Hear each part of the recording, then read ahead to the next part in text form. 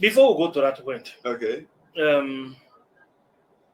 Recently in the National Assembly, there was this debate about how to transmit the results from the voting centers to the headquarters where Mhm. those votes will be counted. Um, some people were for, some people were against, Mhm. and the reason for those who were against, the reasons they adduced was we are not yet at that level. Okay. That was one of the reasons that the thing could be stolen within in that transit. Mhm. What do you have to say about that? Is that The question I would want to ask is a question of money and power. We have been able to effectively use it as long as money is concerned. So these are two very powerful ingredients as long as the world is concerned, money and power. You can have money and not have power. You can have power and have money. One of them brings the other. But let's look at it from those two perspectives. We've been able to we've been able to deploy technology in the area of transmission of harmony. You can transmit 1 billion from where you are. You don't care. You don't. It doesn't matter the technology that you're using. What matters is that you can do that. Yeah. You can transmit 1 trillion from where you are, and you don't care. So why would you now care if it's just election results? Election is Why would important. you think? Why would you think if I can do this thing on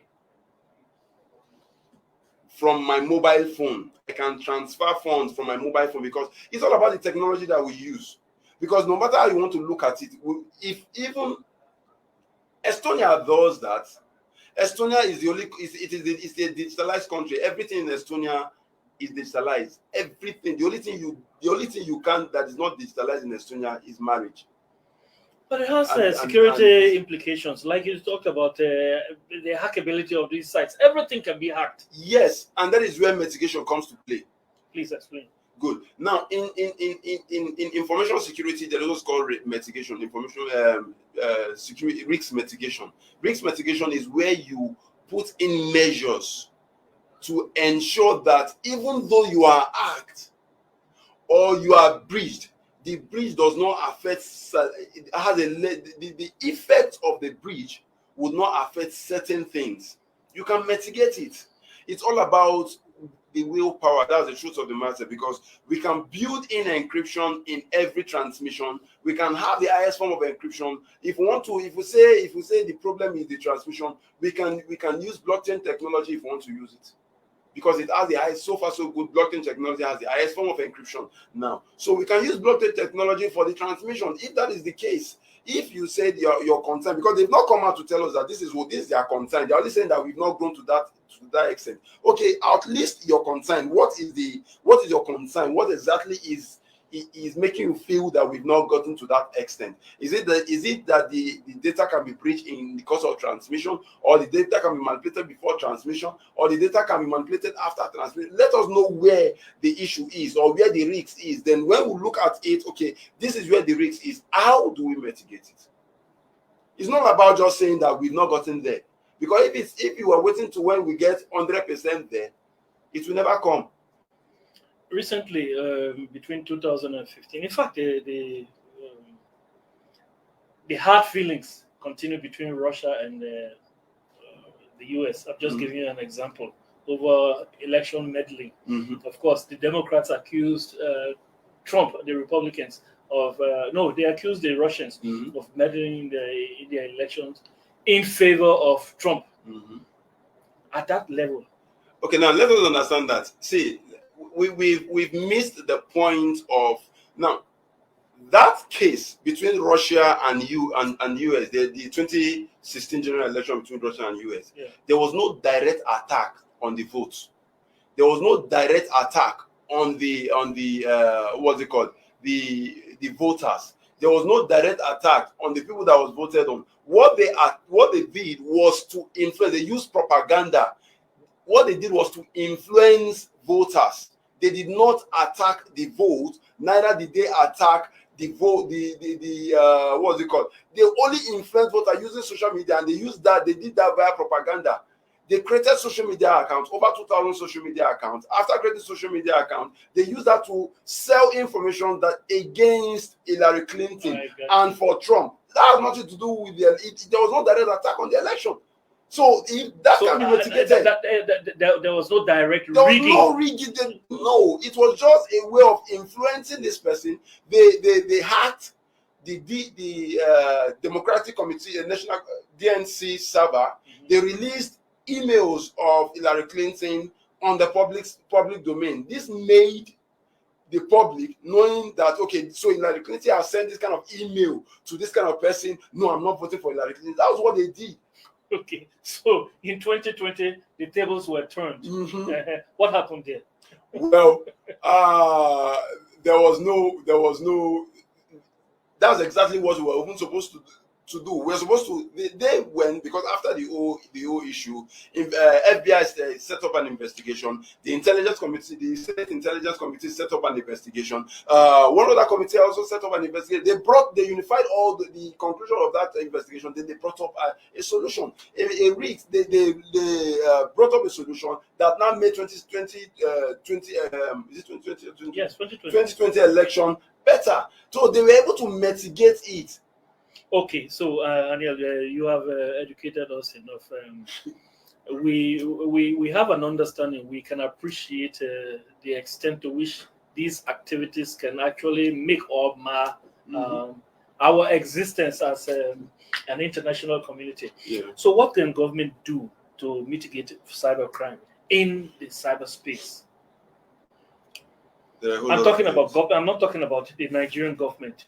Governments. The Committee of Nations. To start with, the internet has made globalization possible. All right. So if we're to fight the crime on the internet, it's supposed to start from the top. Okay. That means from the UN. All the right. UN itself, they are supposed to bring forth certain treaties. Countries are supposed to come together to sign certain treaties that are related, that would help them in fighting this form of crime. But beyond that, there are certain countries that are more exposed to cybercrime than other countries. So what is it that these countries that are not exposed have done? And this country that is exposed, what is it that they have not done? So we can begin to look at countries like Estonia, countries like Australia. What is it that you people are doing that we have not done? Countries now have digital police. Countries now have cyber police. Do we have that in Nigeria? No. EFCC are the one trying to see if they can function in that role, but no, their roles, the act that establishes them limits them to economic and financial crimes alone.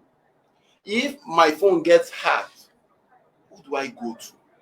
Can I walk to a police station now and say my phone is hacked and they will know what to do? Having said that, since we are vulnerable, so to speak, we as individuals, I'm bringing it back to Nigeria now, we who use the internet, we who are in the cyberspace, what can we do to protect ourselves? Because as you have just related it, we really do not have any protector. We are vulnerable. So what can we as individuals do to ensure or to avoid being cybercrime being committed against us? Well, the first thing you will need to do is to acquire knowledge. It will get to a state. I pray we don't get there, but the way at which crime is growing, it will get to a state where it's likely to get to a state where they will tell you that if you don't get a cybersecurity awareness knowledge, you can't get employed. Corporate organizations are supposed to organize cybersecurity. It's supposed to be a mandatory field. It's supposed to be just the way when someone is applying for a job in the area of abilities, you're supposed to put cybersecurity awareness. You are aware. All right. We need to get that level of awareness. We've missed out of it completely. Another thing is that these criminals, they change their tactics every now and then. So we have to also be on the trend. We have to also watch out for new things that are happening. All right. Thanks very much, Hanniel. It's been a nice one being with you this afternoon. Thanks to you, our viewers.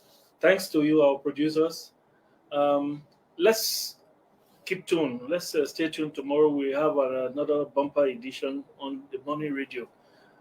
Always be our guest. We'll continue to be with you and to bring you the information you need that will keep you abreast of things that you need to know to live a normal life, just as Hanniel has educated us today. Thanks very much. Thank you very much.